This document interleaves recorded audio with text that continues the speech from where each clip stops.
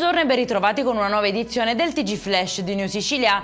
In apertura l'Università di Catania si prepara a voltare pagina con l'elezione del nuovo rettore. In corsa ci sono 4 candidati che si sono confrontati pubblicamente per la prima volta. Al centro del dibattito la necessità di rilanciare l'Ateneo, frenare la fuga di studenti e offrire certezze ai giovani ricercatori. Un cambio di rotta è ormai ritenuto indispensabile, concependo l'università come motore di crescita e non mero luogo di passaggio. Rinviati a giudizio tutti gli imputati del caso Mare Jonio, lo ha deciso il GUP del Tribunale di Ragusa. Sono accusati tutti di favoreggiamento dell'immigrazione clandestina aggravato dal profitto. Al centro dell'indagine il trasbordo di 27 naufraghi nel 2020 e un pagamento da 125.000 euro ritenuto sospetto dagli inquirenti. Il processo inizierà il 21 ottobre.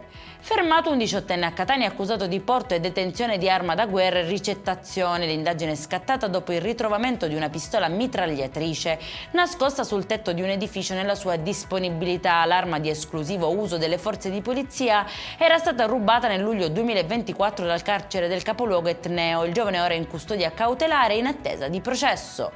Ha ordinato online un panetto di hashish, ma alla consegna ha trovato i finanzieri ad attenderlo. Protagonista un ottico trentenne di Agrigento finito nei guai per detenzione di droga. I militari hanno seguito il pacco sospetto dal centro di smistamento di Caltanissetta fino alla tabaccheria dove sarebbe dovuto avvenire il ritiro. Al momento della consegna però è scattata la perquisizione e dunque l'arresto.